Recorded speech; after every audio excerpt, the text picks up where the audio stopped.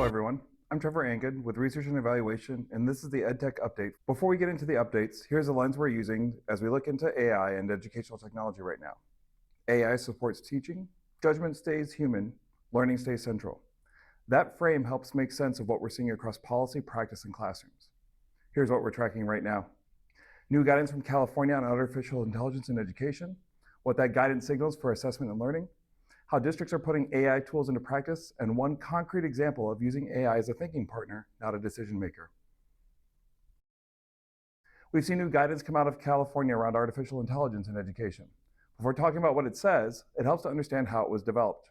You'll see on the map there that there are several counties across the state that are represented in the AI working group. They helped to develop this guidance, really was a foundation for this work.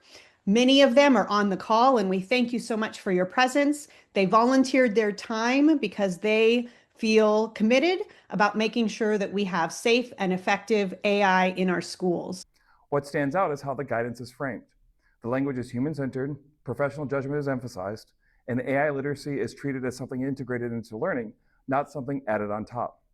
What this is providing the message of is that AI literacy is meant to be integrated into what is already being taught. It is not asked to be an additional or separate part of the day. It is something that can be integrated. It's guidance, not a mandate, but the framing matters. One of the strongest through lines in that guidance is the idea of a human-centered AI. So the next section within the guidance is human-centered AI. And I want to let everyone know that very clear in the working group, as well as in Senate Bill 1288, in that language, it's very important that we emphasize the fact that AI is meant to be an enhancer and not a substitute for human relationships and for educators. That message is clear. AI is meant to enhance learning and planning, not replace human relationships and professional expertise. What's notable is that the guidance doesn't ignore risk. It raises questions about student well-being, developmental considerations, and the dangers of replacing human judgment with automated systems. This isn't guidance about speed or novelty. It's guidance about intent, safeguards, and professional responsibility. So what does that framing look like when it shows up in real planning? One example comes from how tools like Copilot are being used as planning partners. In this workflow, Copilot helps analyze standards, surface options, and organize ideas. It can draft outlines, suggest lesson structures, and help a teacher see multiple ways a plan might come together. It's especially useful in the early process, clarifying goals, mapping standards, thinking through activities. It reduces blank page friction and it keeps planning moving. But the instructional decisions remain firmly with the teacher. The teacher chooses the objective, the teacher selects the activities, and the teacher determines what becomes instruction. The tool supports structure, the thinking stays human, and professional judgment remains critical.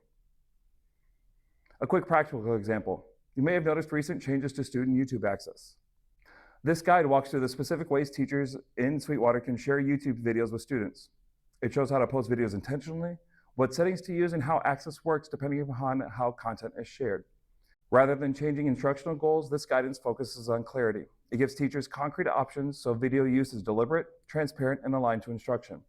This is less about restriction and more about precision. Clear pathways for using video with the teacher staying in control. A few other stories we're seeing across our feeds. You'll hear us reference the Organization for Economic Cooperation and Development, or the OECD, in the next two stories. So quick context first. The OECD studies education systems across 38 countries and publishes comparative research used to guide policies and practice worldwide. In its latest digital education outlook, the OECD raises a concern they call false mastery. Students using AI tools can produce work that looks strong, polished, and complete without necessarily building the underlying understanding.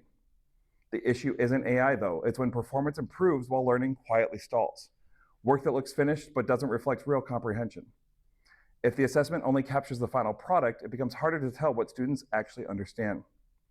That same OECD report makes a second related point. If AI changes how work gets produced, assessment has to change too. The OECD calls for a greater attention to planning, reasoning, reflection, and decision-making, not just polished outputs. In classrooms using AI tools, professional judgment matters more, not less. Teachers interpret evidence, ask follow-up questions, and decide what counts as learning. AI can generate options, but humans still evaluate understanding. Another story worth paying attention to comes out of Houston. Fox 26 Houston reported that multiple Houston area school districts, including Humboldt ISD and Cypress Fairbanks, have confirmed the use of AI-powered monitoring tools on student devices to flag potential safety and mental health concerns. These tools scan searches, documents, and student activity. Humboldt ISD says monitoring is required by law with no opt-out, and that alerts are reviewed by campus administrators, counselors, and districts and safety staff. Supporters say these tools provide early warnings, while critics raise concerns about privacy, accuracy, and whether AI systems can reliably understand context. As one local expert put it, AI is fast and can flag things early, but it lacks the human element to fully interpret intent. This story matters because it highlights the gaps that can exist between intent and implementation. Using AI in education isn't just about what a tool is designed to do, it's about how it's deployed, what protections exist, and who remains accountable when decisions affect students. When AI moves from support into monitoring, the stakes change quickly. We're also seeing growing attention on hands-on approaches that help students understand how AI systems actually work. Lego Education has announced a new computer science and AI curriculum for kindergarten through 8th grade classrooms, shipping in April 2026. The kit pairs physical building matters with coding tools and structured lessons, so students build, test, and revise systems rather than The kits pair physical building materials with coding tools and activated lessons so students build, test, and revise systems rather than only interacting with screens. The goal isn't about just exposure, it's helping students understand, question, and reason about how technology works. Building systems, testing ideas, and revising based on feedback, understanding tools, not just using them. I'll leave you with one question. As you think about AI in your practice, where would better options help, and where does human judgment need to stay central? If you have questions, want to talk through how any of this applies to your work, or want to dig deeper on AI or educational technology, reach out. You can email me directly in the email address below, or if you're with Sweetwater Union, you can book time in my calendar as well. Keep the questions coming. Thanks for taking the time to sharpen your practice and better serve your students.